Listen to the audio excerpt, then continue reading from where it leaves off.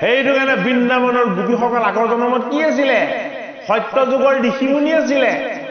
হয়নে তেতা যুগৰ যজ্ঞ কৰা ব্ৰাহ্মণসকল আছিলে পুৰোহিতসকল আছিলে আৰু দাপৰ যুগত কি হৈছে এই দাপৰ যুগত তেওঁলোক গোপী হৈছে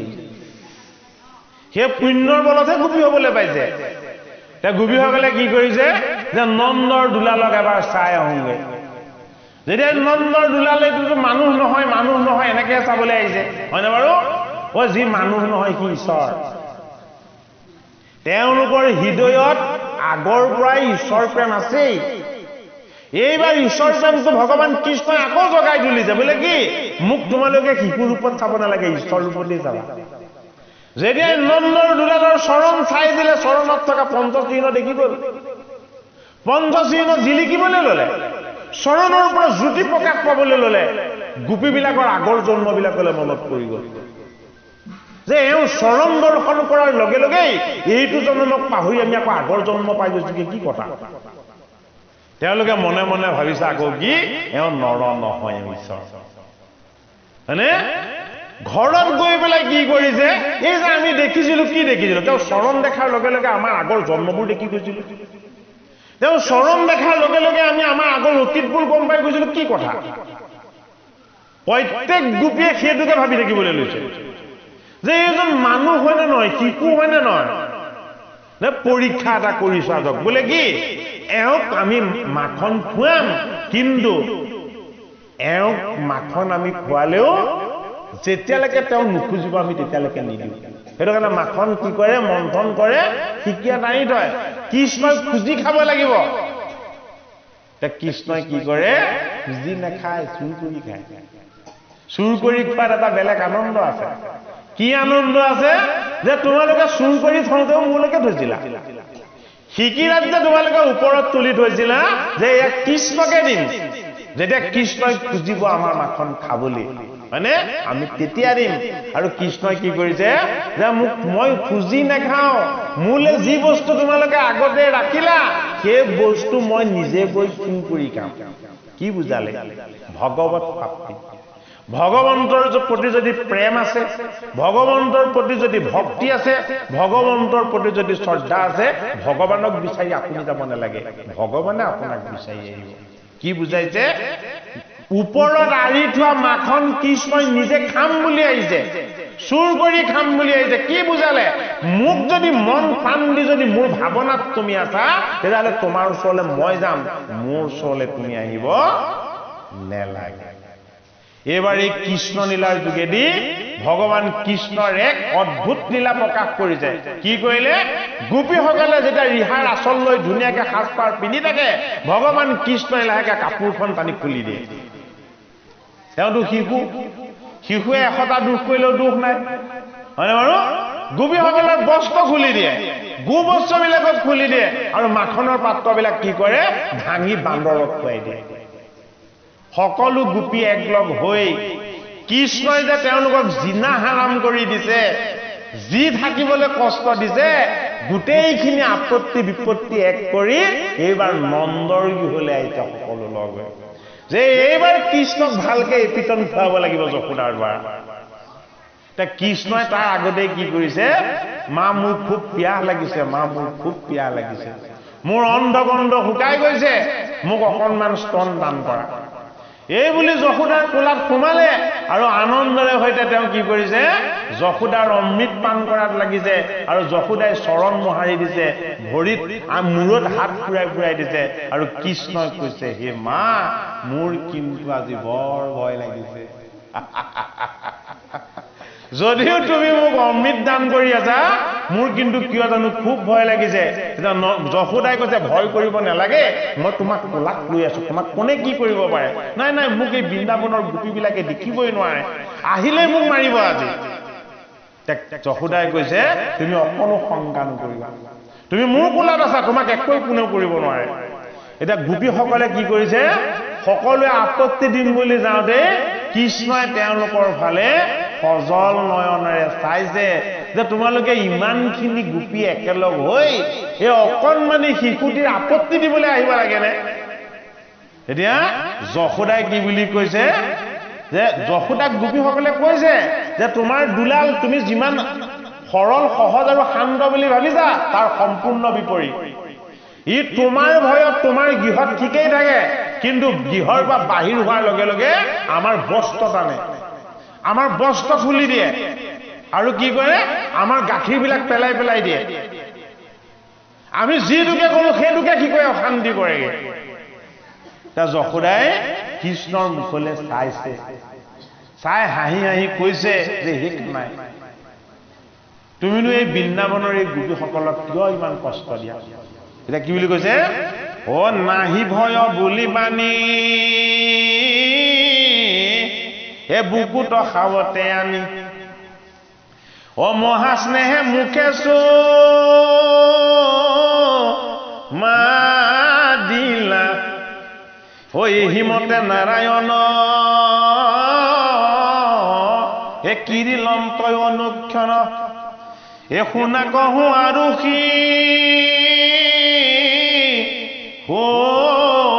লীলা ভগৱান কৃষ্ণই ৰাস ক্ৰীড়া মাত্ৰ এক ৰাতি কৰিছে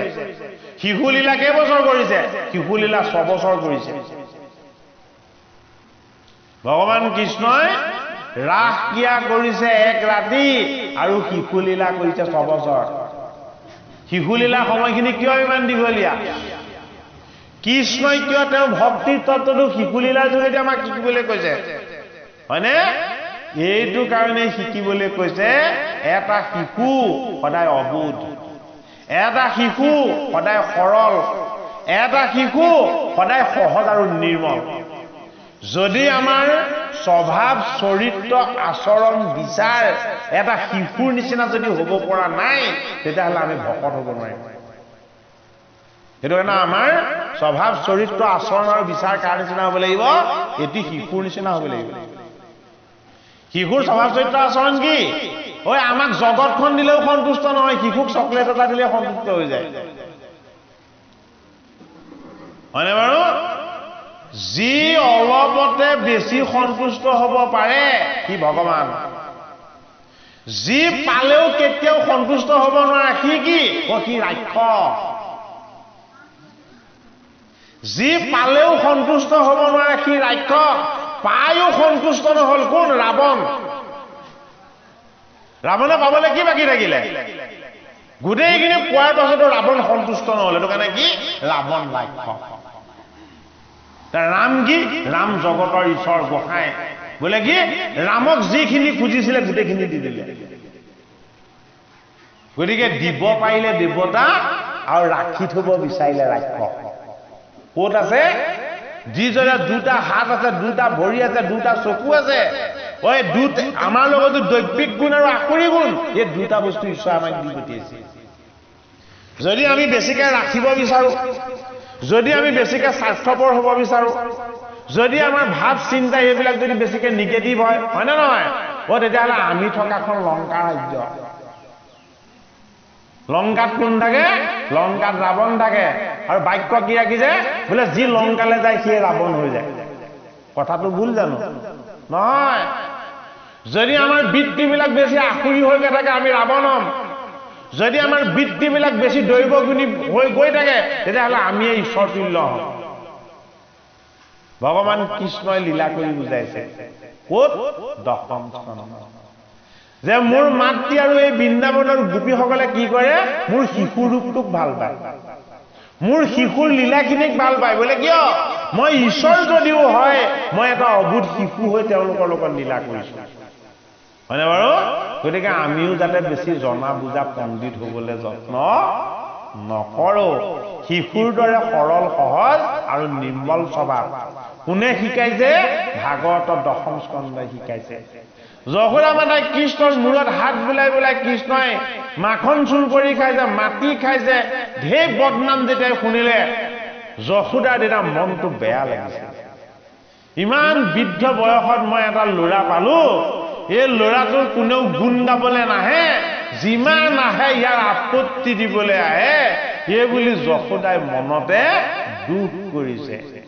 এতিয়া যশোদাৰ দুখ বোলে কি পুত্ৰ নোহোৱাটো যশোদাৰ যশ বোলে কি শেষ প্ৰান্তটো এটা পুত্ৰ লাভ কৰাটো এই পুত্ৰ ৰূপে যে কৃষ্ণক পালে এই যশটোৱে হ'ল যশোদা বোলে হয়নে বাৰু গতিকে পুত্ৰ মানে আমাৰ পুত্ৰৰ কথা কোৱা নাই হয়নে আমাৰ পুত্ৰক কি বুলি কৈছে পুত্ৰ পৰিবাৰৰ হবেহে অসাৰ আমাৰ পুত্ৰ পৰিবাৰবিলাক অসাৰ হয়নে যশোদাৰ পুত্ৰ হ'ল জগতৰ সাৰ এইটো কাৰণে যশোদা আৰু দৈৱকীৰ পুত্ৰৰ সাৰ তত্ত্বটো আমাক শিকিবলৈ কৈছে কেনেকে শিকিবলৈ কৈছে এটা কৃষ্ণই দেখা দিব যশোদাক বোলে কি এটা সাধাৰণ শিশু বুলি একো নাজানো বুলি তেনে অবুধ বুলি মই এই বৃন্দাবনৰ গোপীৰ গৃহত মই দুষ্টামি কৰি ফুৰিছো বুলি যদি ভাবিছা এইটো তোমাৰ মনৰ ভ্ৰম বোলে কি তোমাৰ কোলাত যিজন শুই আছে এইজন জগতৰ ঈশ্বৰ কাক বুজাব বিচাৰিছে যশোদাক বুজাব বিচাৰিছে এহি মতে কৃষ্ণ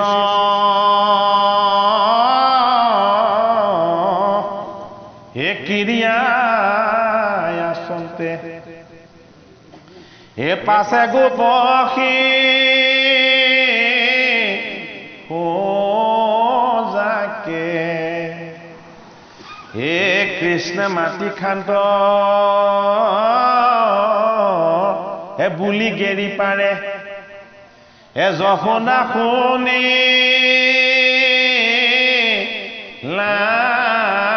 তাকে এইটোৱে কৃষ্ণৰ তত্ত্ব বোলে কি কৃষ্ণই মাটি খালে এই জগতত যিমান বস্তু আছে সব কৃষ্ণই খাই দিয়ে যদি জুই পালে জুইও খাই দিয়ে বোলে কি মই সূতা কম হয়নে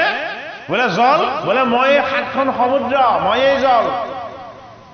হয়নে মই এই সীমাহীন আকাশ মই এই ব্ৰহ্ম যশোদাক কেনেকে বুজাব মই যে পৃথিৱী মোৰ পদৰ পৰাই যে পৃথিৱীৰ উৎপত্তি মই এই যে পৃথিৱীৰ স্বামী ভূধৰ হয়নে সাধাৰণ উপায় এটাই বুজালে বোলে কি যি মাটি চুলে হাত ধুৱে সেই মাটি কৃষ্ণই চপৰা চপৰে খাই দেখুৱাইছে হয়নে কৃষহেন শব্দ ইটো পৃথিৱীবাচক বৈল কৃষ্ণ শব্দটো ভূমিৰ পৰা উৎপত্তি হৈছে ভূমিৰ পৰা উৎপত্তি হোৱা কৃষ্ণ তত্ত্বটোৱে এবাৰ কি কৰি দেখাইছে ভূমি খাই দেখুৱাইছে হয়নে বাৰু এইটো মানে কৃষ্ণই কি খালে মাটি খালে বুলি কৈছে মাটিটো খোৱা বস্তু জানো হয়নে বাৰু গতিকে কৃষ্ণই একো অন্ন খাব নালাগে এইটোকে বুজালে কৃষ্ণই কি নাখায় কৃষ্ণই একো অন্ন নাখায় কৃষ্ণই এটা অন্নই খায় বোলে কি সেইটোৱে হ'ল আত্মাৰ অন্ন বোলে কি পান কৰো বোলে যেতিয়া মোৰ গুণ কীৰ্তন কৰে সেই ৰসটো মই পান কৰো যেতিয়া বেদমন্ত্ৰৰ সৈতে সামবেদৰ মন্ত্ৰে যেতিয়া মোক উপাসনা কৰে এই বেদমন্ত্ৰৰ যি সাৰ তত্ত্ব এই সাৰ তত্ত্বখিনিক মই পান কৰো বোলে কি এই মাটি বায়ু পানী জুই এইবিলাক মই পান কৰিব নালাগে বোলে কি এইবিলাক মই যি যশোদাক বুজাব বিচাৰিছিলে কৃষ্ণই গোপগৃহসকলক বুজাব বিচাৰিছিলে কৃষ্ণই যে যি বস্তু খাই দেখুৱাইছো কিয় খাই দেখুৱাইছো এইবোৰ মই আৰু এই মোৰ দেহৰ মাজত একো পাৰ্থক্য নাই বোলে কি মই কৃষ্ণ জগত ব্ৰহ্মাণ্ড সকলো লীলা কৰিছিলে তেওঁ বুজাবৰ কাৰণে এটা নুবুজিলে আহি যশোদাক কি কৰিলে আপত্তি দিলে বোলে তোমাৰ পুত্ৰ কৃষ্ণই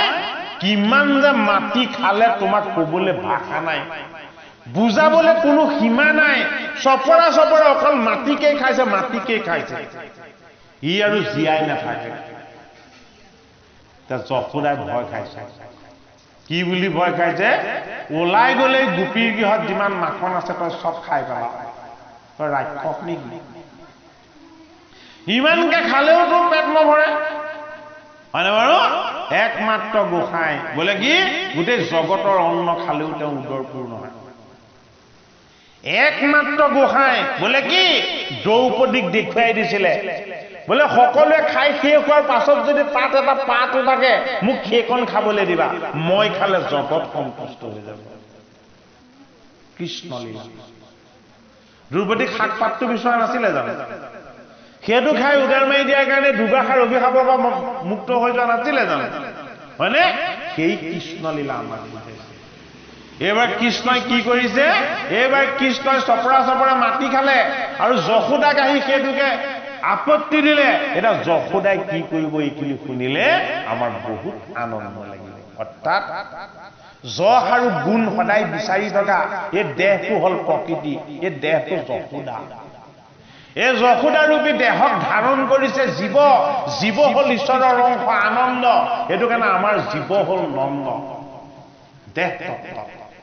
যশোদা আৰু নন্দক আমি বিচাৰ কৰি চাব লাগিব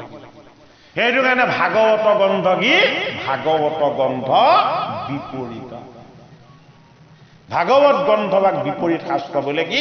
এই শাস্ত্ৰত তুমি নিজক দেখিবা জীৱক দেখিবা প্ৰকৃতিক দেখিবা আৰু তাতে তুমি ঈশ্বৰকো দেখিবা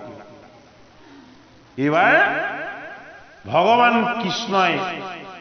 ভূমি খোৱাৰ চলেৰে মাটি খোৱাৰ চলেৰে এটা যশোদাক তেওঁৰ আচল ৰূপটো দেখুৱাব এ শুনি দৰি হৰি হে মাওক মাতন্ত অশিভৱে মিছামা তে আহি এ খাইলো মাটি যেবে এ মুখ চাবাতে বে অদেখাৱন্ত বে তবাই যশোদাক ভমিত কৰে কৃষ্ণই কি কৰিলে কৃষ্ণই কৈছে যে মই যে মাটি খাইছো মোৰ মুখতটো লাগি থাকিব মাটি জিভাতটো লাগি থাকিব হয় নে নহয় যশোদাই কৈছে হয় মোৰ কানা ইমান ভাল দুষ্টামি কৰিলেও আকৌ মই কৰিছো নে নাই কৰা মোক সব প্ৰমাণবোৰ দেখুৱাই লগৰ গোপবলক বিলাকক কৈছে তহঁতে মোক ক'ব নালাগে তহঁতে সবেই মিছা মাত আমাৰ কৃষ্ণইহে সঁচা কথা কয় মাকে ঠাট্টা কৰি কৈছে ই এতিয়া মুখখন মেলি দিব মই কিমান মাটি খালে মই পেটলৈকে দেখা পাম কৃষ্ণই কি কৰিছে পৰমাত্মা জীৱৰ তত্ত্বলৈ যদিও আহিছে তেওঁ সনাতন সত্য ঈশ্বৰ যশোদাক বুজাব বিচাৰিছে মোক ঈশ্বৰ দৃষ্টিৰে চোৱা পুত্ৰৰ দৃষ্টিৰে নাচাবা হয়নে গীতাত এই কথাখিনিকে অৰ্জুনক ভগৱান কৃষ্ণই কৈছে হে বায়ু যমদগ্নি বৰুণ শশাঙ্ক হে প্ৰজাপতি মহ প্ৰজা প্ৰতৃষ্ঠ হে অৰ্জুন এই সন্মুখত তোমাক গীতা কৰি থকা এইজন কৃষ্ণৰ স্বৰূপটো উপলব্ধি কৰা বোলে কি তুমি যি বায়ু লৈ আছা এয়া ময়েই তুমি যিখন আকাশৰ তলত ৰৈ আছা এইখন আকাশ ময়েই আকাশত যিটো চন্দ্ৰ দেখি আছা তোমাৰ লগত মই দেহ চন্দ্ৰ হৈ আছো আকাশত যিটো সূৰ্য দেখি আছা মই তোমাৰ লগত আত্মা সূৰ্য হৈ আছো এই তোমাৰ দেহেই চন্দ্ৰ ই সেইটো কাৰণে বাঢ়ি যায় আৰু ই কমি যায় ময়েই হলো আত্মা ময়েই তোমাক চলাই থাকো সেইটো কাৰণে মোৰ হ্ৰাস বৃদ্ধি নাই জন্ম দিলো মৃত্যুত মই আকৌ তোমাক মোৰ ওচৰলৈ জীৱটোক লৈ যাম সেইটো কাৰণে বায়ু যমদগ্নি বৰুণ শশাঙ্ক ময়েই চন্দ্ৰ ময়েই সূৰ্য ময়েই বায়ু ময়েই হলো যম আৰু মই কি গোটেই জগতক সৃষ্টি কৰা ময়েই হলো প্ৰজাপতি ময়েই হলো ব্ৰহ্মা এই প্ৰজাপতি ব্ৰহ্মাৰ ময়েই প্ৰাচীন পুৰুষ ময়েই হলো পৰম পুৰুষ মই কি এই সমস্ত জনৰ পিতৃ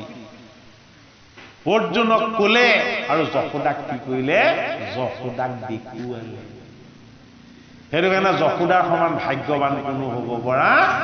নাই এই পুত্ৰৰ গৰ্ভত এই সমস্ত জগত ও যশোদা দেখোন তে পাছে এ শশা গৰামহী এ বায়ু শশী সূৰ্য এ তাৰা গণতো আছে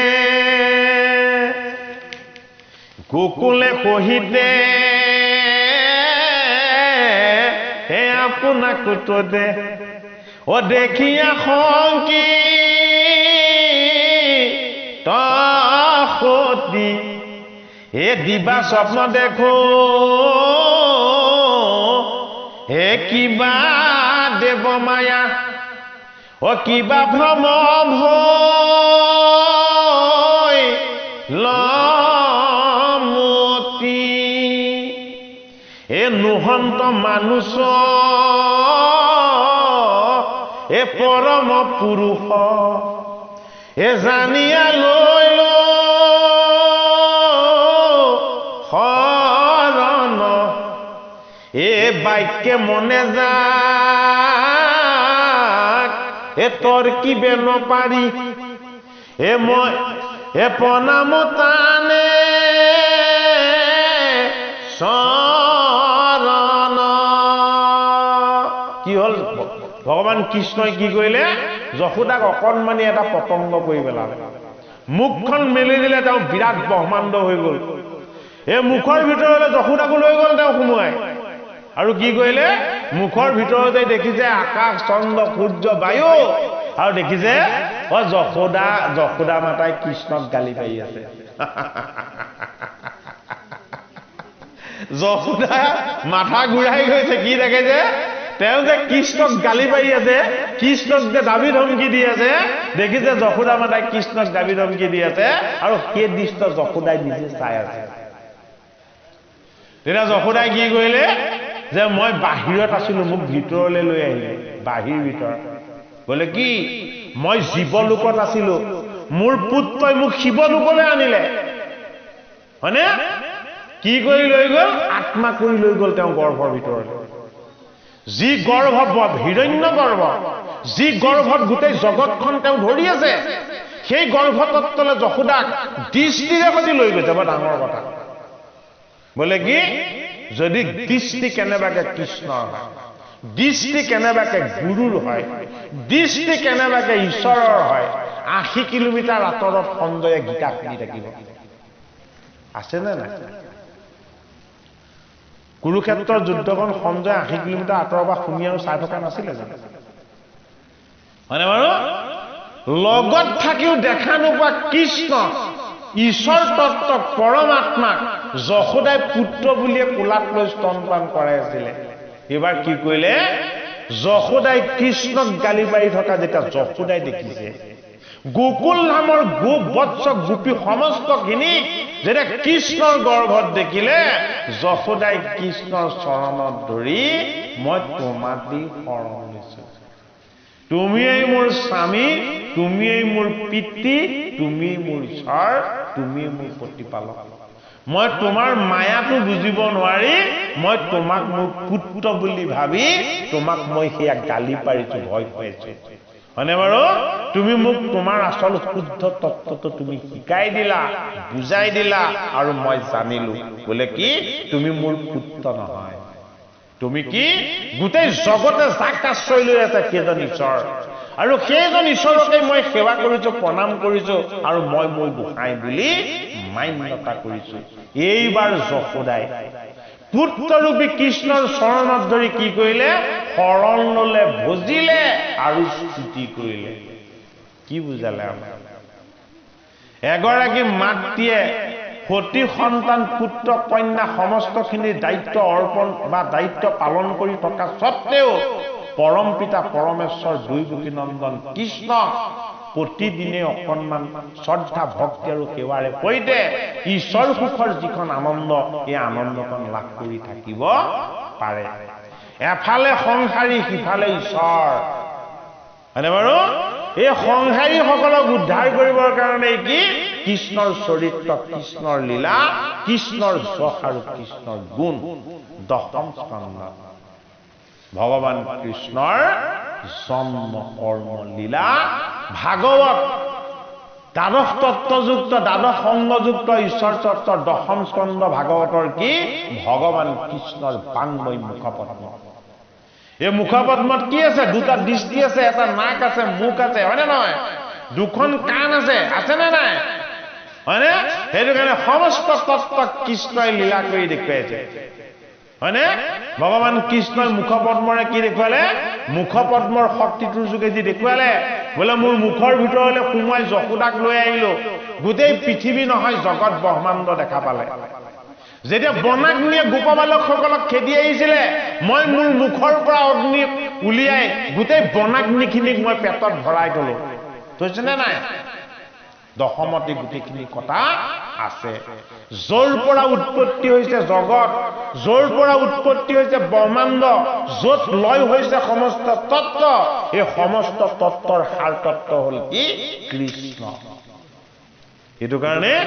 দশম স্কন্ধত ভগৱান কৃষ্ণৰ শিশু লীলা হয়নে যৌৱন লীলা আৰু একেবাৰে শেষত কি দিছে একেবাৰে শেষত দিছে দশমত বেদস্তুতি দশম পাঠ কৰি ব্যাখ্যা কৰি খুব ভাল লাগে কিয় ভাল লাগে দশম যদি 7 দিন 7 ৰাতিও কৈ থকা যায় কেতিয়াও শেষ নহয় এই 7 দিন 7 ৰাতি যদি একেৰাহে কৈ থকাও যায় দশম তেতিয়াহ'লে কোনো কাৰণত দশম কৈ শেষ নহ'ব কিয় শেষ নহ'ব যে দশমৰ তত্ত্ব ইমান গভীৰ আৰু ইমান আনন্দ এই অকণমান কৃষ্ণৰ জন্মতত্ত্ব ক'বলৈ যাওঁ দেই কিমানখিনি কথা ক'ব লগা হৈছে চাওক এইটোৱে কংসৰ কাৰাগাৰ যিটো আমাৰ দেহ ইয়াতে দুটা তত্ত্ব আছে প্ৰকৃতি ৰূপেৰে দৈৱকী প্ৰকৃতি ৰূপেৰে বসুদেৱ হয়নে এই দুইটা তত্ত্বক বান্ধি ৰাখিছে কিহেৰে ঈশ্বৰৰ মায়া আৰু ঈশ্বৰে ৰচনা কৰা মোহেৰে এই হাত আৰু ভৰিত থকা শিকলি হয়নে এই মায়ামোহৰ বন্ধনৰ পৰা যদি আমি মুক্ত হ'বলৈ হয় তেতিয়াহ'লে কি হ'ব লাগিব ঈশ্বৰ কৃষ্ণ নিজে আহিব লাগিব কিয় মায়া তেওঁৰ ৰচনা আৰু তেওঁ হ'ল মায়াপতি মায়াপতিয়ে মায়া দূৰ কৰিব সেইটো কাৰণে তেওঁ কি সৃষ্টি কৰিলে জগতৰ গোসাঁই জন্ম হৈছে মথুৰাত আৰু তেওঁৰ মায়াবিলাকক জন্ম দিছে ক'ত গোকুলত জন্ম হৈছে যোগমায়া যশোদাৰ কাষত আৰু মথুৰাত জন্ম হৈছে কৃষ্ণ হয়নে জগতৰ গোসাঁই দুটা বস্তু দুঠাইতকৈ জন্ম হ'ব লগা হয় হয়নে আমাৰ লগত সেই দুটা বস্তু আছে দুঠাইত আছে এটাৰ লগত সিটোৰ কোনোদিন মিল নাই এই জীৱন হ'ল মায়া আত্মা হ'ল ঈশ্বৰ এই জীৱনে সদায় মায়া বিচাৰে আত্মা ঈশ্বৰে সদায় ঈশ্বৰৰ তত্ত্ব বিচাৰে সেইটো কাৰণে দুটা বস্তু দুঠাইত যদিও একে ঠাইতে আছে হয়নে বাৰু এইটো কাৰণে এইটো কি আমাৰ জীৱটো এই দেহটোত বন্দী হৈ আছে এইটো কাৰণে এখন কাৰাগাৰ কি কাৰাগাৰ কংসৰ কাৰাগাৰ কংস কি কংস আমাৰ ৰজগুণ আৰু তমগুণ সেইটো কাৰণে মাধৱ মহাপুৰুষে এই বস্তুবিলাকক ধুনীয়াকৈ গোসাত বুজাই দিছে এ ৰজগুণ তম গুণময় বিত্ৰী ও কেবল আখো ভাব এ সত শুদ্ধ বিতি হে দেৱৰ সম্পত্তি হে লয়া ভজা কৃষ্ণ পাৱ ৰজগুণ তমু গুণময় বৃত্তি কেৱল আকৰিবা ৰজগুণ ভোগ বিলাস আনন্দ উৎসাহ সেইটো ৰজগুণ তমগুণ কুদ দেশ ৰাগ হয়নে ভেদ এইবিলাক কি এইবিলাক তমগুণ কাৰ আছিলে কংসই ভেদ দৃষ্টিয়ে চাইছিলে কাক নিজৰ ভগ্নীক বোলে কি মই যদি বাচি থাকিবলৈ হয় তোকে মাৰিব লাগিব নহ'লে তোৰ পুত্ৰক মাৰিব লাগিব ভেদ দৃষ্টি এই জগতত কাকো মাৰিলে কোনো জি নাযায় আৰু কোনো জিলে কোনো মৰি নাযায় এইটো সত্য কৃষ্ণই সেইটোকে বুজাইছে লীলা যে মোৰ বাণীৰ তত্ত্বত জগত উদ্ধাৰ হ'ব সেইটো কাৰণে মই বাণী ৰাখি দিলো বোলে কি হেৰৌ মূৰ্খ কংস তই যাৰ বিবাহ কৰাই দিলি এইটোৱে তোৰ কাল হ'ব কাৰ বিবাহ কৰাই দিছিলে কংস দুটা বৃত্তি কংস হ'ল আৰু ৰজগুণ তমগুণ এই দুটা বেয়া গুণ হয় বাচি থাকিব হয়নে বসুদেৱ আৰু দৈৱকী শুদ্ধ সাত্বিক গুণ নহ'লে সেইটো বাচি থাকিব দুটা একেলগে কেতিয়াও বাচি থাকিব নোৱাৰে মাধৱ মহাপুৰুষে গোসাঁজোকাত সেইটোকে বুজাইছে বোলে কি ৰজগুণ তম গুণময় বৃত্তি কেৱল আখুৰি ভাৱ সত্য শুদ্ধ বৃত্তি দেৱৰ সম্পত্তি লয়া ভজা কৃষ্ণ পাওঁ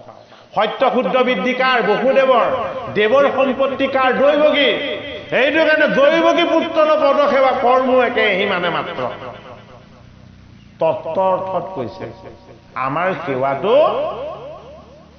ধূপ চাকি কলিতা মাহ প্ৰসাদ হয়নে নহয় এনেকে দ্ৰব্য কাৰণ আগবঢ়াই দিয়াটো আমাৰ সেৱা নহয় জানো হয়নে বাৰু এইটো একো সেৱা নহয় ভাগৱত আৰু ভগৱন্তৰ দৃষ্টিৰে সেইটো একো সেৱা নহয় আসল সেৱাটো কি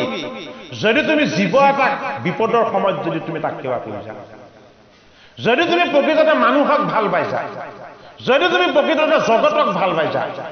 যদি তুমি প্ৰকৃততে তোমাৰ নিৰ্মল অন্তৰখনেৰে সৈতে সকলোৰে প্ৰতি ভেদভাৱ ত্যাগ কৰি তুমি সকলোকে যদি এক দৃষ্টিৰে চাইছা হয়নে হয় আমাৰ মাহ প্ৰসাদ হয়নে আদা কল কুঁহিয়াৰ এই বস্তুবিলাক সব একেলগে গোটাই দিয়ে নে নিদিয়ে এই একেলগে গোটাই এই বস্তুবিলাক ঈশ্বৰত অৰ্পণা কৰি দিয়ে নে নিদিয়ে প্ৰসাদ সদায় 5টা বস্তু হ'ব লাগে হয়নে নহয় প্ৰসাদত সদায় 5টা বস্তু হ'ব লাগে বুট মগুৰ নাৰিকল আদা আৰু কল এই 5টা বাকি উপকৰণ প্ৰসাদত কেতিয়াও আহিব নোৱাৰে হয়নে নহয় কিয় 5টা বস্তু দিয়া হয় যে আমাৰ এই দেহটো ঈশ্বৰে 5টা বস্তুৰে গঠন কৰিছে এই 5টা বস্তু আমি তাক যে সৰাই আগবঢ়াই দিওঁ কি কাৰণে আগবঢ়াই দিওঁ আমাৰ এই মল মূত্ৰৰ দেহটো আমি ঈশ্বৰক তাত অৰ্পণ কৰি দিব নোৱাৰো দেহৰ তত্ত্বক শুদ্ধকে দ্ৰব্যৰ তত্ত্বত প্ৰকাশ কৰিবৰ কাৰণে এখন সৰাইত কেইটা বস্তু অৰ্পণা কৰা হয় হয়নে নহয় আমি ঈশ্বৰ সেৱা কৰিবলৈ শিকিবও লাগিব জানিবও লাগিব চাকি এগছ জ্বলাই দিয়া হয়নে নহয় চাকি গছৰ তত্ত্বটো কি সেইফালে আকৌ দিনত চাকি নজ্বলাই নিয়ম সতিয়া আমাৰ সেইফালে আমি আকৌ সেইটো নিন্দা প্ৰশংসা কৰি কথাটো কোৱা নাই দেই যিটো নিয়ম মানিছে আমি তাক কেতিয়াও ভুল বুলি ক'ব নোৱাৰো হয়নে বাৰু কোনোবাই কিবা এটা পৰম্পৰাগতভাৱে তেওঁলোকে তাত্ত্বিকভাৱে হয়তো মানি আহিছে আমি তাত ক'ব লগা একো নাই হয়নে নহয় কিন্তু আমি ভগৱানৰ ওচৰত চাকি এগছ যে আগবঢ়াই দিওঁ এই চাকি গছত কি থাকে এনে মাটিৰ পাত্ৰটোত তেল দিলে শলিতাডাল দিলে তোমাক দিলো বুলি জ্বলাই দিলে চাকি গছ হ'ব জানো কৃষ্ণ নাম লৈ তেনেকে দিলেও লৈছে তেওঁ নোলোৱাকে থকা নাই কিন্তু আচল বস্তুটো সেইটো হয় জানো আমি যে ধূপ এগছ জ্বলাই দিওঁ ধূনা যে জ্বলাই দিওঁ ভগৱানৰ ওচৰত কিয় এইবোৰ হয়নে বাৰু বহুতবোৰ ভাগৱত কথাত আকৌ মানুহ ভাগৱত শুনিবলৈ নাহে ধূপ চাকি দিবলৈহে আহে যি ভাগৱত নুশুনাকে অকল ধূপ চাকি আৰু অৰিহণা দিছে সি কেতিয়াও ভগৱানৰ আশীৰ্বাদ নাপায় কাটা এইটো শাস্ত্ৰসন্মত কিতাপ যদি ভাগৱত পাঠ হৈ থকা ঠাইত 5 মিনিট হলেও বহি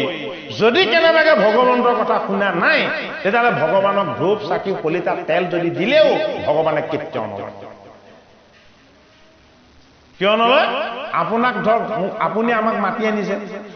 যদি আমাক নুসুধেও যে আপোনাৰ ভাল নে এইটো অপমান কৰা হ'ল নে নহয় হয়নে বাৰু ভাগৱত পাঠ অনুষ্ঠানত গীতা পাঠ অনুষ্ঠানত কি হৈছে ভগৱানৰ গুঞ্জক চৈতন্য হৈছে যদি আপুনি ভগৱানক ভাল পায় সেই গুঞ্জক শ্ৰৱণ কৰিব লাগিব সেই শ্ৰৱণ কৰি আপোনাৰ কায় বাক্যৰ মনক শুদ্ধ কৰিব লাগিব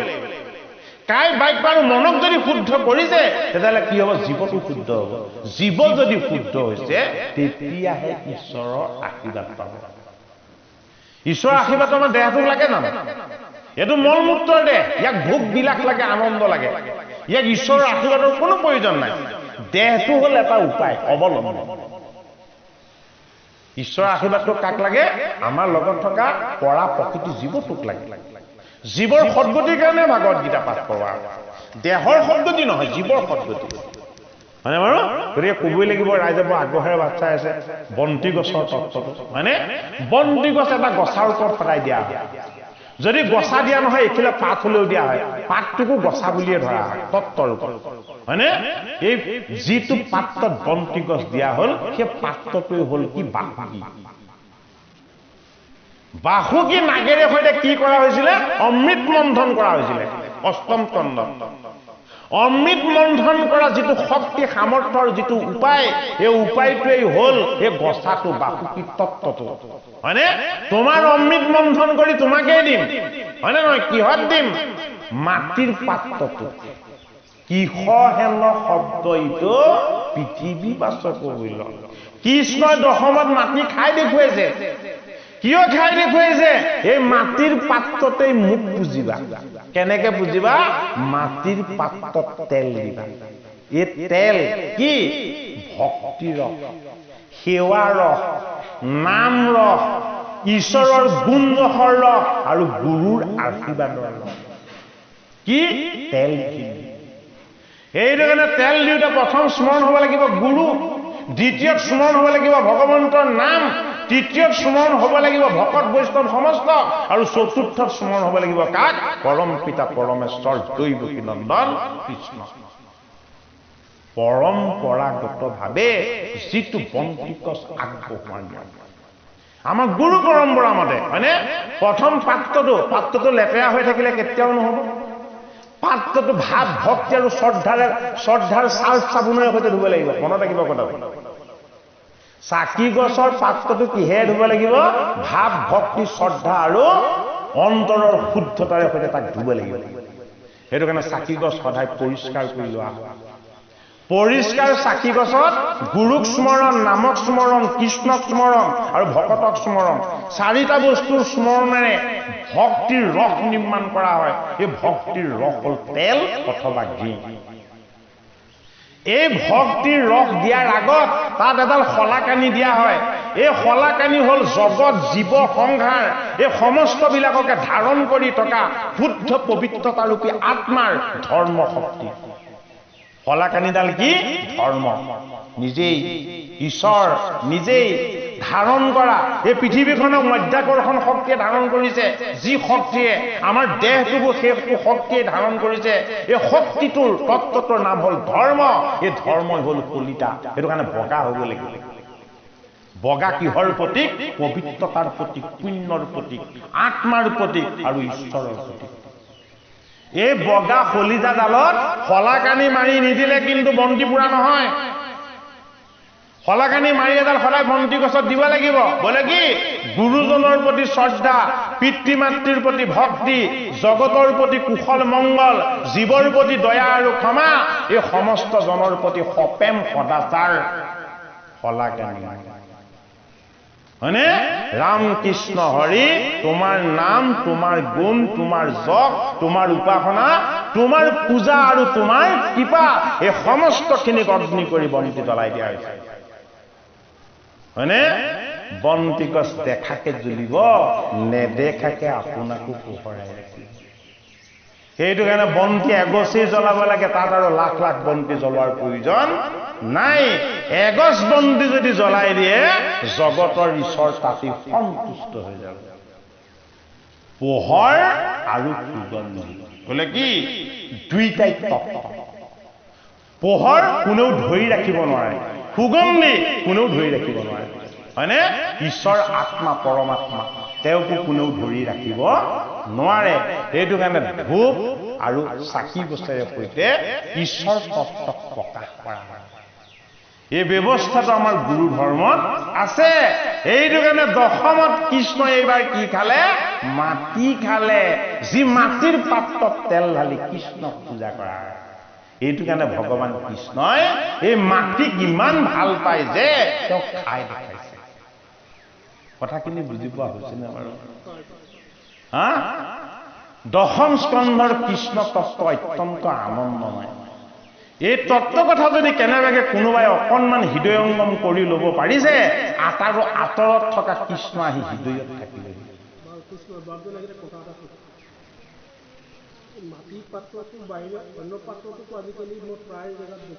আমিও পিতলৰ পাত্ৰ ব্যৱহাৰ কৰি আছো হয়নে ও তাম পিতল সোণ ৰূপ সব মাটি ভালকে চাবচোন চিন্তা কৰি আমিহে ভাগ ভাগ কৰি লৈছো সববোৰ ভূমিয়ে হৈ যায় হয়নে নহয় হা এই সোণ কৰি ৰূপ কৰি তাম কৰি আমিহে ভাগ ভাগ কৰি লৈছো পিতল কৰি হয়নে নহয় ভালকে যদি চাই গোটেইটো মাটিয়ে ই ভূমিৰ পৰাই উৎপত্তি বেলেগৰ পৰা উৎপত্তি নহয় পৃথিৱীৰ পৰাই তাক উলিয়াইছে তাক ভাগ ভাগ কৰি বেলেগ বেলেগ কৰি নিষ্কাশন কৰি বনাইছে হয়নে নহয় বাৰু এটা মূল তত্ত্বটো কি মূল তত্ত্বটো ভূমি পৃথিৱী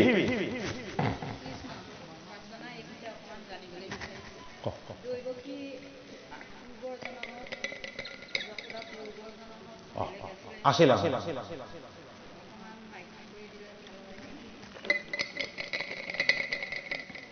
ভগৱান কৃষ্ণৰ এই জগতলৈ নৰ শৰীৰলৈ অহাৰ কোনো ইচ্ছা নাই কিয় ইচ্ছা নাই তেওঁ বৈকুণ্ঠৰ বিলাস বৈভৱত থাকে বৈকুণ্ঠত কি নাই বৈকুণ্ঠত দুটা বস্তু নাই এটা হ'ল কাল কালৰ পৰাভৱ আৰু ইটো কি তেওঁ মায়া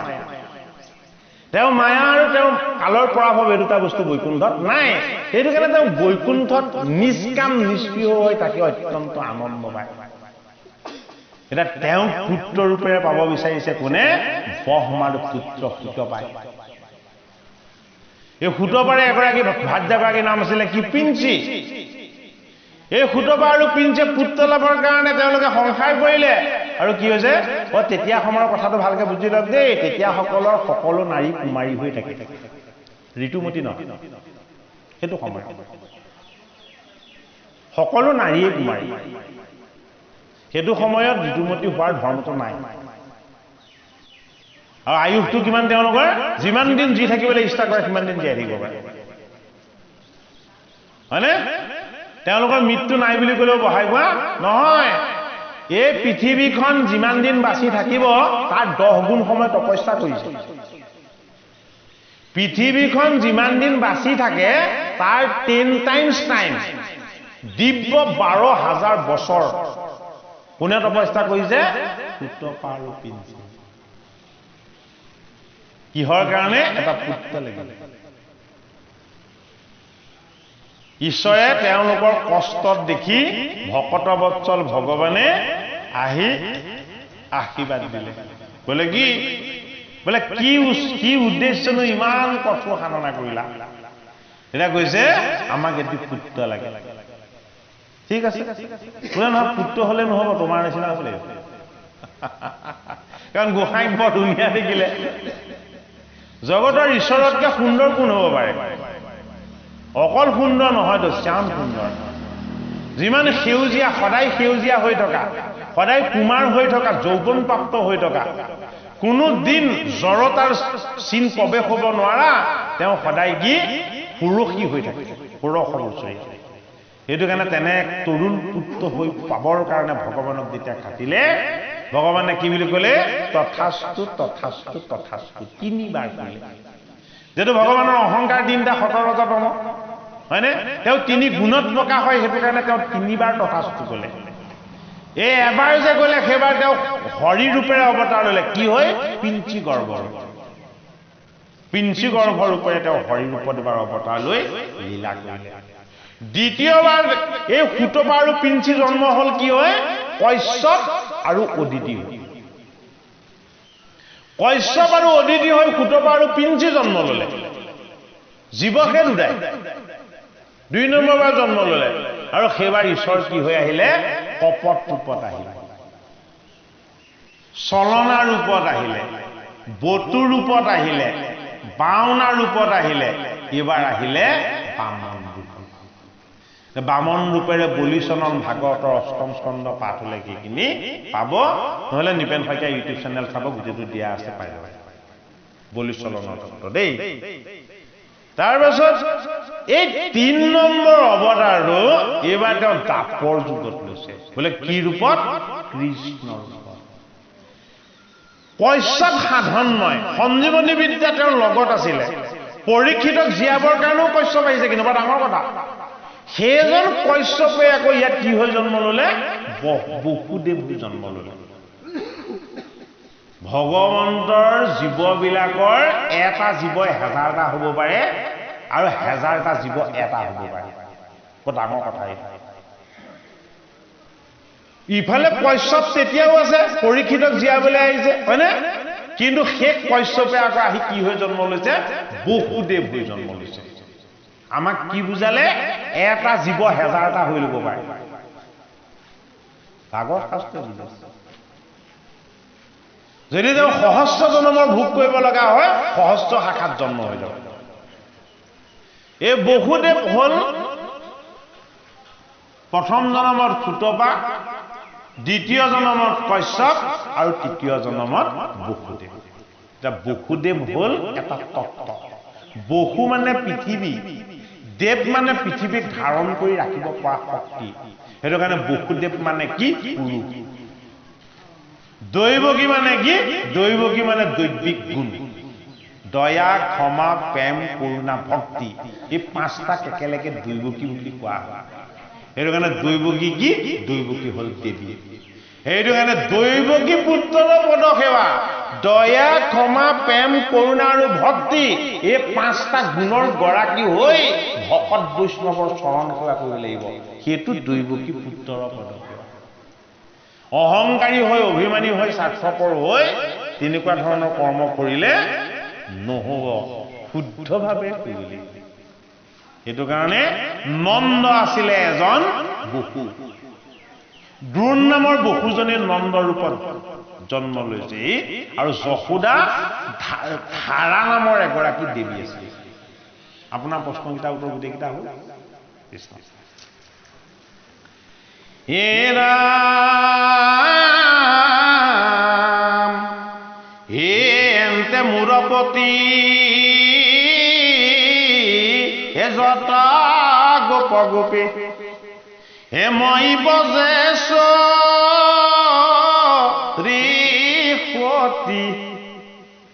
হে যাৰ মায়া হেন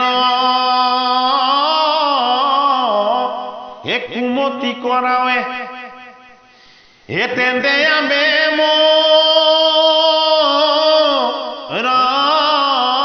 গতি যশোদাই কি বুলি কান্দি কান্দি কৈছে তুমি মোৰ স্বামী তুমি মোৰ পিতৃ তুমি প্ৰাচীন পুৰুষ তুমি পৰমাত্মা তুমি ঈশ্বৰ ও তুমিনো মোৰ পুত্ৰ ৰূপলৈ আহি ইমানবোৰ মোক কিয় নাজল নাফল অৱস্থা কৰিছা তুমি মোক প্ৰত্যক্ষভাৱে ঈশ্বৰ ৰূপটোত দেখা দি আনন্দ দিলেই হ'ল পুত্ৰ ৰূপত আকৌ তুমি মোক কিয় মোহিত কৰি আছা সদায় এইবাৰ যশোদাই কৃষ্ণৰ গৰ্ভতে যশোদাই কি দেখিছে জগত দেখিছে গোকুল ধাম দেখিছে সমস্ত গোপীক দেখিছে গোবৎসক দেখিছে আৰু কি কৰিছে মুখখন মেলি দেখুৱাবলৈ কৃষ্ণক যশোদাই কৈ থকা দেখিছে তই কিমান মাটি খালি মুখখন মেলি দে যশোদাকো দেখিছে নিজকে নিজে আৰু ইফালে কৃষ্ণই মুখ মেলিবলৈ লোৱা সেইটো দেখিছে ক'ত ভগৱান কৃষ্ণৰ গৰ্ভ হে যশোদা জানিলা হে দেখি দুনাই কৃষ্ণে হে কৰিলা বৈষ্ণৱী মায়া হে পুত্ৰ বুলি তুলি হে কোলা লৈ লন্ত হে কৃষ্ণ কননে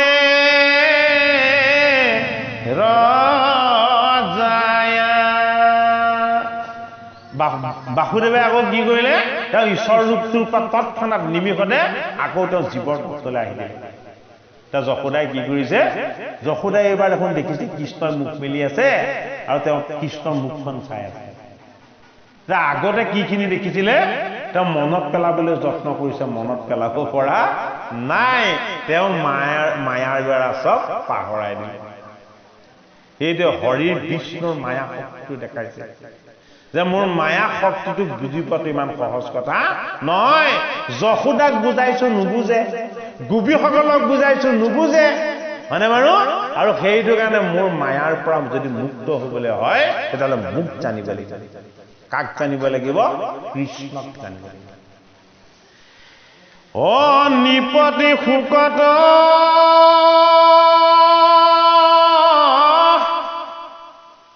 পুষন্ত কিতপ এ কৰিলা যশোদা নন্দে এ জগত ঈশ্বৰ ও যাৰ স্তন পান ও কৰিলা এতিয়া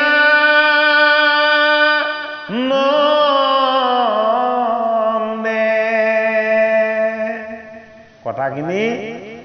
গংগাৰ পাৰত পাণ্ডৱৰ নাতি পৰীক্ষিতক ব্যাস নন্দন শুকদেৱে কৈ আছে এইবাৰ পৰীক্ষিতৰ কি হৈছে ইমান আনন্দৰ বন্যা বৈছে তেওঁৰ হৃদয়লৈ তেওঁ ইমান আনন্দিত হৈছে যে এইজন কৃষ্ণক মই দেখা পাইছো ক'ত যশোদাৰ কৃষ্ণৰ গৰ্ভত কাক যশোদা মাতা যিখিনি সুখদেৱে পৰীক্ষিতক কৈ আছে যশোদাই যিখিনি দেখিলে পৰীক্ষিতও সেইখিনি দেখিলে কথাখিনি বুজি পাইছেনে বাৰু সুখদেৱে ভাগত কৈ থকা নাই জানো যিখিনি কৈ আছে সেইখিনি সুখদেৱৰ দ্বাৰা কৈ থাকোতে পৰীক্ষিতে দেখি আছে এটা পৰীক্ষিতে প্ৰশ্ন কৰিলে সুখদেৱক যে কৃষ্ণক কোলাক লৈ যিজন কৃষ্ণক চৰণ স্পৰ্শ কৰিবলৈ যুগ যুগ ঋষিমুনিয়ে সাধনা কৰিও নাপালে এইজন কৃষ্ণ পৰমাত্মা পৰমেশ্বৰক নিজৰ কোলাত বহুৱাই অমৃত পান কৰিবলৈ কেনেকে যশোদা মাতাই পাৰে যশোদাৰ সৌভাগ্যটো বুজাইছে কোনে পৰীক্ষিত এটা সুধি যে সুখদেৱ ভগৱানক পৰীক্ষিত নিব দিয়ে যে হে মোৰ গুৰুজন এই যশোদা আৰু নন্দনো কি তপাচন কৰিছিলে মোকো কওকচোন বোলে কিয় বোলে কৃষ্ণৰ ইমান নিকট হ'বলৈ ময়ো তেনেকুৱা তপ কৰিব বিচাৰো যদি কৃষ্ণক কোলাত বহুৱাই অমৃত দিব পাৰো সেইটো কম ডাঙৰ কিবা হ'ব লাগিবনে গতিকে নন্দ যশোদাই কেনেকুৱা ধৰণৰ সাধনা কৰিছিলে তপ মানে আচলতে তপস্যা বুজোৱা নাই সাধনা বুজাইছে কি সাধনানো কৰিছে হে গুৰুজন মোক এবাৰ জনাও এ মুনিয়ে কহন্ত হে দ্ৰোণ নামে বসু আমি আপোনাক কৈছিলো নে নন্দ দ্ৰোণ নামৰ বসু আছিলে হয়নে বাৰু আৰু যশোদা ধাৰা নামৰ এগৰাকী দেৱী আছিলে হয়নে নহয় এইটো আমি মেডিটেশ্যন কৰিহে আনিছো পাঠ পঢ়ি অনা নাই গম পাইছেনে বাৰু কিন্তু বস্তুটো ভাল লাগিছে যে পদটো আছে কথা এ নাম ধাৰা ভাজ্য সমে হে গোকুলক গলা অবিধাতাৰ দেশত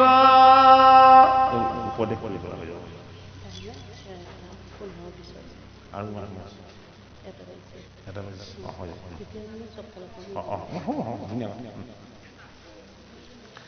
হে পুত্ৰ হোৱা কৃষ্ণে সাধিলন্ত প্ৰীতি হে বমাৰ পালি বচন হে নন্দ যশোদাৰ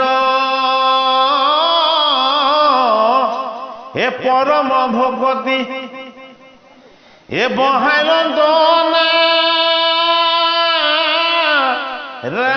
ৰায়ন যাক কি বুলি কৈছে সুখদেৱ ঈশ্বৰ গুৰু সুখদেৱে তেওঁ পিতৃগুৰু ব্যাসৰ কৃপাত এই ভাগৱত শাস্ত্ৰ পালে এই ভাগৱত শাস্ত্ৰ পাণ্ডৱৰ নদী পৰীক্ষিতে জীৱনৰ অন্তিম সময়ত যেতিয়া ঋষিৰ অভিসম্পাত পালে এই অভিসম্পাতৰ পৰা তেওঁ যাতে মুক্ত হ'ব পাৰে তাৰ কাৰণে গংগাৰ পাৰত ভাগৱত শ্ৰৱণ কৰিলে যেটো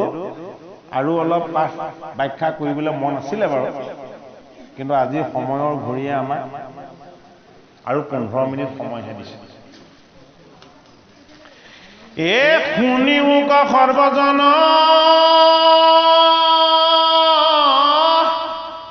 কৃষ্ণ তয়ৰ পিয়া মন অভকতিৰ দেখিও মহ ব্ৰহ্মা হৰি আদি দেৱ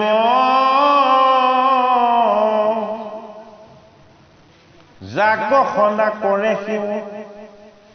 অতাংক গোপী পাইলে কগি হত হে যোগী গণে ধ্যান কৰি হে পৱন হে সমাধি ধৰি অসদায় চৰণ তেজাৰ হে বুদ্ধিৰো গোচৰ নুই এ ভকতিতে বৈশ্য হুই ও তেন্তে পুত্ৰ ভৈলা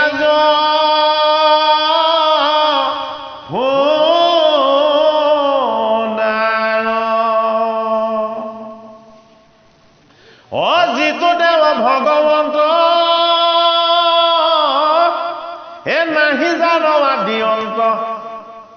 ও বেদে উন্ন পান্ত যাৰ সীমা এ তেন্তে বৈশ্য ভকতিত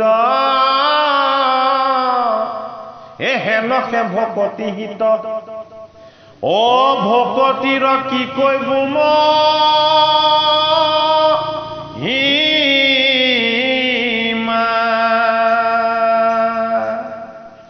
এ জানিয়ে নাই আনমতি এ ভকতিত কৰা ৰতি এ ভকতিকে সাধিবে কইলান ভকতিত দিয়ামন ভকতিহে মহাধন হে নাহি আন ভকতি সমান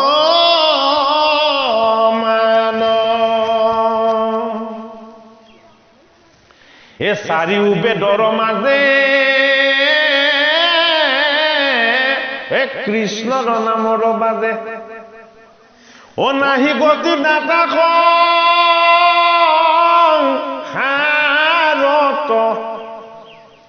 এ আপুনি ঈশ্বৰ হৰি এ অৰ্জুনক নিষ্ঠ কৰি এ কহিলন্ত কৰি পান সত্য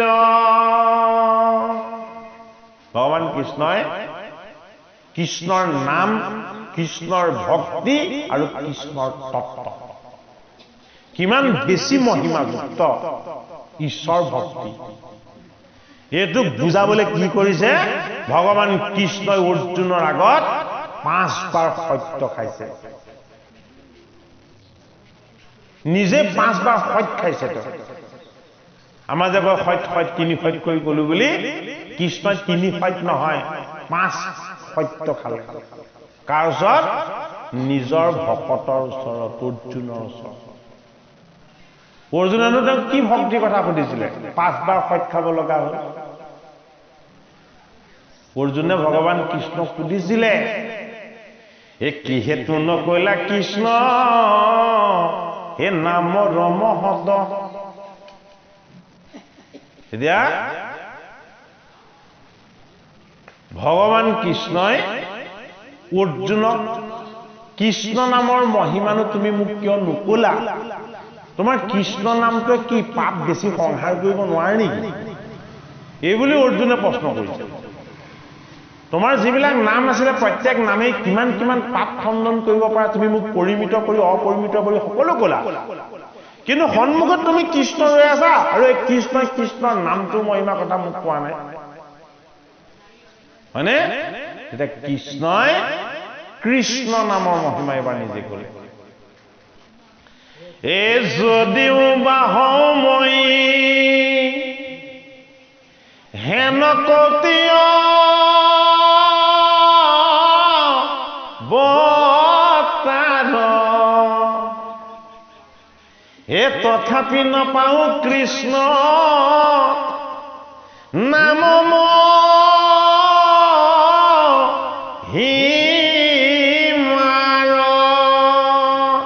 কৃষ্ণ কৈছে এই দাপৰ যুগত যে মই কৃষ্ণৰ ৰূপে অৱতাৰ ললো এনেকুৱা অৱতাৰ যদি মই কোটিটাও লওঁ কোটিটা অৱতাৰতো যদি মই মোৰ কৃষ্ণ নামৰ মহিমাকে কওঁ তেতিয়াও কৈ শেষ কৰিব নোৱাৰিম আমি কি মহিমা কৈ শেষ কৰিম যদি তেওঁৰ নামটোৰ মহিমা কৃষ্ণই কৈ শেষ কৰিব নোৱাৰো বুলি ক'লে তেতিয়া অৰ্জুনে কিন্তু কৌশল কৰি কৃষ্ণক কথা এটা সুধিলে আগত মই আপোনাৰ চৰণত একান্তভাৱে শৰণাপন্ন মই আপোনাৰ ভিত্ৰ মই আপোনাৰ দাসৰ দাস আৰু কি আপুনি যিটো ক'ব সেইটো সত্য কাৰ কাৰণে মোৰ কাৰণে কিন্তু বাকি যিসকল আপোনাৰ ভকত নহয়, আপোনাক সেৱা নকৰে, আপোনাক শ্ৰদ্ধা নকৰে, এইটো কথাটো তেওঁলোকে মানি নলয়। কোনটো কথা? আপোনাৰ কৃষ্ণ নামৰ যে ইমান মহিমা আছে, তেতিয়া কৃষ্ণই কৈছে যে মোৰ কৃষ্ণ নামৰ মহিমা কিমান অপৰিমিত, ইনফিনিট, মানে সীমাহীন, অসীম। এইটো যি বুজি নাপাব, মই সেইসকলৰ কাৰণে এইবাৰ 5টা সত্য খাই কৈছো। যি মোৰ কৃষ্ণ নামত বিশ্বাস নকৰে সেইসকলক বিশ্বাস কৰিবৰ কাৰণে মই এইবাৰ কৃষ্ণই 5 সত্য খাই কৈছো। বোলে কি? ও সত্যে সত্যে সত্যে সত্যে সত্যে সত্যে সখী হে ছয় সত্য কৈ কলো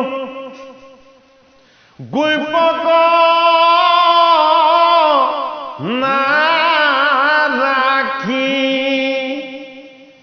হে কৃষ্ণ নাম বলিষ্ঠ বীৰ জৰণা সীমা এ কিহেতু নকলো কৃষ্ণ নামৰ মহিমা। সেইটো কাৰণে কৃষ্ণৰ নামৰ ইমান মহিমা আছে যে এই নামৰ মহিমা কোনে জানে বুলি কৈছে যে ভকতেহে মোৰ মহিমাটো জানে। অভকতে কৃষ্ণ নামৰ মহিমা বুজি নাপায়। কিয় বুজি নাপায়? উজ্জ্বল দেখিছে আপুনি টুকুৰাটো, কিন্তু তাক পৰীক্ষা নিৰীক্ষা কৰিবৰ কাৰণে ক'লৈ নিব লাগিব? সোণাৰীৰ ওচৰলৈ নিব লাগিব। এইটুকুৰা সোণ হয়নে নহয়? কোনে প্ৰুফটো কৰি দিব? সোণাৰীয়ে কৰি দিব, আপুনি মই কৰিব নোৱাৰো, হয়নে নহয়? এতিয়া সোণটো কি? সাত্বিক বস্তু, শুদ্ধ বস্তু, শুদ্ধ ধাতু বুলি কোৱা হয়, হয়নে? আকৌ ইফালে প্ৰথম স্কন্ধত কৈছে কলিক থাকিবলৈ সোণতে স্থানো দিলো। এফালে সোণ সোণালী সাত্বিক ধাতু, ইফালে কলিক আকৌ থাকিবলৈ শেষৰ স্থানটো সোণতে দিলে, হয়নে বাৰু? ঐ যিসকলৰ উজ্জ্বল বস্তুৰ প্ৰতিহে দৃষ্টি, সেইসকলক কলিৰ লগত তুলনা কৰিলে। যিসকলৰ সাত্বিক গুণবিলাকত দৃষ্টি, সেইসকলক ঈশ্বৰৰ লগত তুলনা কৰিছে। সেইটো কাৰণে সাত্বিক আৰু সোণালী এই দুটাৰ মাজত পাৰ্থক্য আছে, হয়নে বাৰু? এতিয়া কৃষ্ণ কি? কৃষ্ণ হল আটাইতকৈ সাত্বিক শুদ্ধ। অ হে কৃষ্ণ তুমি মাত্ৰ চৈতন্য স্বৰূপ নিত্ৰ, অ সত্য শুদ্ধ জ্ঞান অখণ্ডিত, হে আৱৰজতে কয়তো হে তোমাৰ বিনোদ ৰূপ, ও চৰাচৰ মায়াৰে কল্পিত।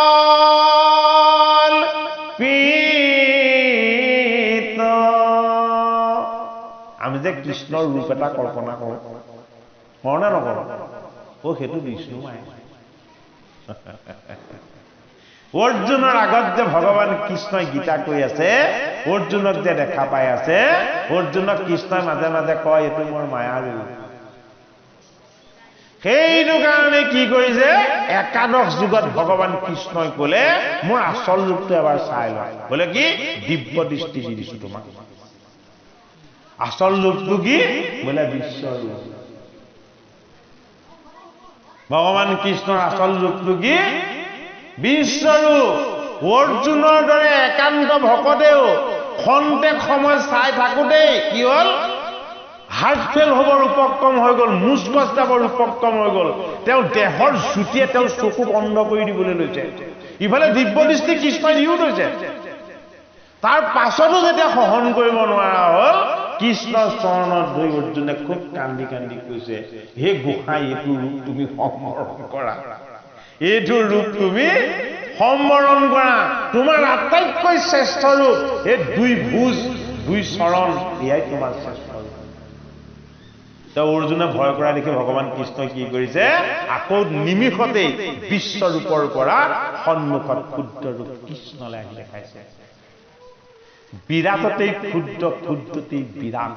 কি? ঈশ্বৰ তত্ত্ব, কৃষ্ণ তত্ত্ব। 10 দিন 10 ৰাতি কৈ থাকিলেও শেষ কৰিব নোৱাৰে দশম তত্ত্ব। সেইটো কাৰণে দশম। 10 দিন 10 ৰাতি যদি একেৰাহে কৈও থাকে, কৈ কোনো শেষ কৰিব নোৱাৰে। অনন্তমুখী ঈশ্বৰৰ অনন্ত তত্ত্ব। আমি এইটো জন্মত বিন্দু মাত্ৰ অকণমান তেওঁৰ অমৃত পান কৰিবলৈ পালেও বহুত হ'ব, হয়নে বাৰু? গতিকে ইয়াৰ পাছত যদি আকৌ জন্ম পাওঁ, তেতিয়া আকৌ অকণমান পাম, হয়নে বাৰু? গতিকে সংসাৰ, সুখ, ভোগ এইবিলাকৰ বাসনা থাকিলে ঈশ্বৰক নাপাব। যদি ঈশ্বৰক সপ্ৰেম ভকতি, প্ৰকৃততে যদি ঈশ্বৰক আমি ভাল পাওঁ, তেতিয়াহ'লে ভগৱানক আমি সদায় ক'ব লাগিব। কি বুলি ক'ব লাগিব? য'তে ত'তে তুমি যি কৰি জন্ম নিদিয়া, তোমাক যাতে আমি চৰণ সেৱা কৰিবলৈ সেই জন্মতো সুযোগ পাওঁ। ভাগৱত শাস্ত্ৰৰ ভোগী হলে, বিলাসী হলে, আনন্দময় হলে কি হয়? এইবিলাকৰ পৰা ৰোগ ব্যাধি, অপায় অমংগল ধেৰ হয়। সেইটো কাৰণে আমাৰ ধেৰ ৰোগ ব্যাধি গৃহত হলে, আহুকাল বেছি হলে, অশান্তি বেছি হলে কি কৰে? চোৱাইগে, তেতিয়া আকৌ ভাগৱত পাঠ কৰাই দিবা, গীতা পাঠ কৰাই দিবা, হয় নে নহয় বাৰু? আমি কেনেকুৱা অজ্ঞানী জীৱ চাওকচোন। চোৱাই পেলাই পৰামৰ্শ দিলেহে ভকত সেৱা কৰিব পাৰো। হা? ইমান ধুনীয়া জনম এটা দিছে, সা সম্পত্তি ঈশ্বৰে দিছে, 100 জন মাতিব নোৱাৰো, ভকত 6 জন মাতি আনিতো অকমান হৰি কীৰ্তন কৰি এই জীৱনটোত যিকণ ল'ব লগা পুণ্য আমিনো কিয় অসন্মান লওঁ, হয়নে বাৰু? বহুত আমাকহে লাগে, ভগৱানক অকণমান দিলেই হয়। ভগৱানক বেছি দিব নেলাগে, বেছিকে আমাক লাগে। ভগৱান কৃষ্ণ অৰ্জুনক কি বুলি কৈছে? কোনো সময় দিব নালাগে অৰ্জুন। মহৰ শিং এটাত, গৰুৰ শিং এটাত এটা সৰিয়হ গুটি দিলে যিমান সময় ৰয়, তুমি মোক সিমান সময় স্মৰণ কৰিবা। কিন্তু স্মৰণ কৰিবা, খন্তেক সময় নিমিষ হলেও মোক স্মৰণ কৰিবা। তেতিয়া কি হব? তেতিয়া মোক পাই যাবা। গতিকে আমাৰ মন, প্ৰাণ আৰু হৃদয় ভগৱন্ত কৃষ্ণত যাতে খন্তেক সময় হলেও ৰমণ হয়। আজিৰ ভাগৱত শাস্ত্ৰৰ পাঠ বিশ্লেষণে আপোনাক সমস্তকে যাতে ঈশ্বৰ তত্ত্বৰ অকণমান হলেও পুণ্য আৰু আনন্দৰ ভাগ দিছে। আমি আৰু অকণমান পাঠ আছে, এইখিনি কৰি সময়ৰ প্ৰতি লক্ষ্য ৰাখি ব্যাখ্যা আৰু পাঠ দুইটাই সামৰণি পেলাই যাম। এ চাৰিও বেদৰ মাজে কৃষ্ণৰ নামৰ বাজে, নাহি গতি দাতা সংসাৰত, আপুনি ঈশ্বৰ হৰি হে অৰ্জুনক নিষ্ঠ কৰি, কহিলন্ত 7 5 সত্য, নাম সুমৰন্তে আতি, তৰে মহায়ন্ত্ৰ জাতি, জানি নাম স্মৰিও সৰ্বথা, মুখে লোৱা ৰাম নাম, হস্তে কৰা টান কাম, কৰ্ণে শুনা মাধৱ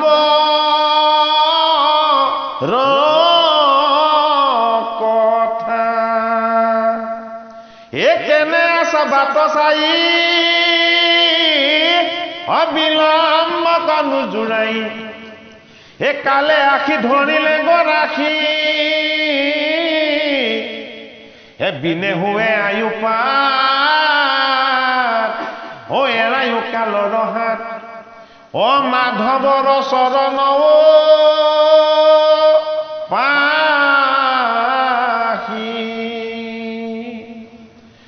এৰিয়া সমস্ত নানা,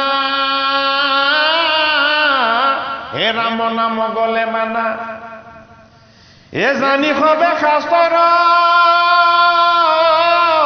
যুগুতি, কৃষ্ণৰ কিং কৰে ভনে, ৰাম নাম ঘোষাম ঘনে, তেবে পাবা হাততে মোৰ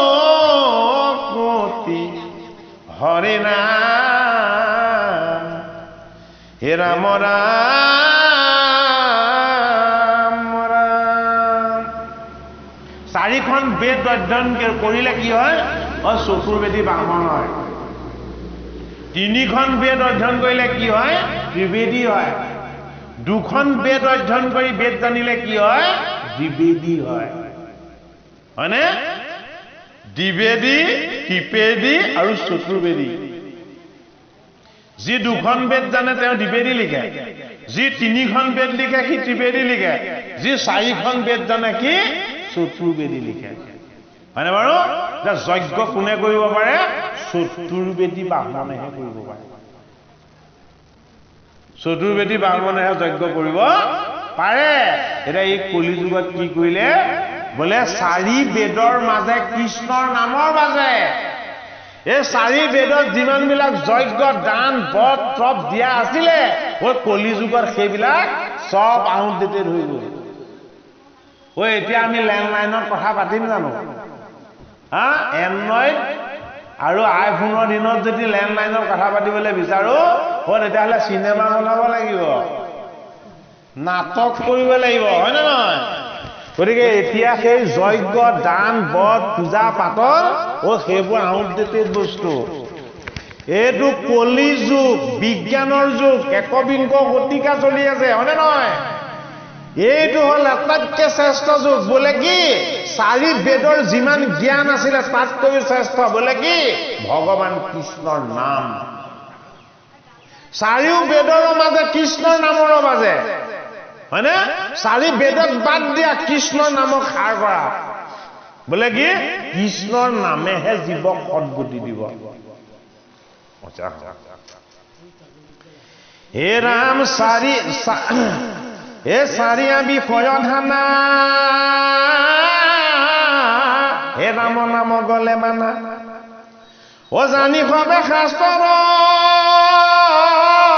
যুগুতি, হে কৃষ্ণৰ কিংকৰে ভনে, হে ৰাম নাম ঘোষা ঘনে। তেবে পাইবা হাততে মুকুতি, হৰি ৰাম হে ৰাম ৰাম ৰাম। হৰি ৰাম অবৰাধ বিনা কন, তজু নাম নাৰায়ণ, জানি নামে পখিল শৰণে, আন গতি নাহি কে মৰণে, অপৰাধ ক্ষমা কৰি তুমি দয়া শীল হৰি, মোক ৰক্ষা কৰিও চৰণে, ৰাম মোক ৰক্ষা কৰিও চৰণে। শ্ৰীমন্ত শংকৰ হৰি ভকত জানা যেন কল্পতৰু, তাহান্ত বিনাই নাই নাই নাই, আমাৰ পৰম গুৰু ৰাম, আমাৰ পৰম গুৰু।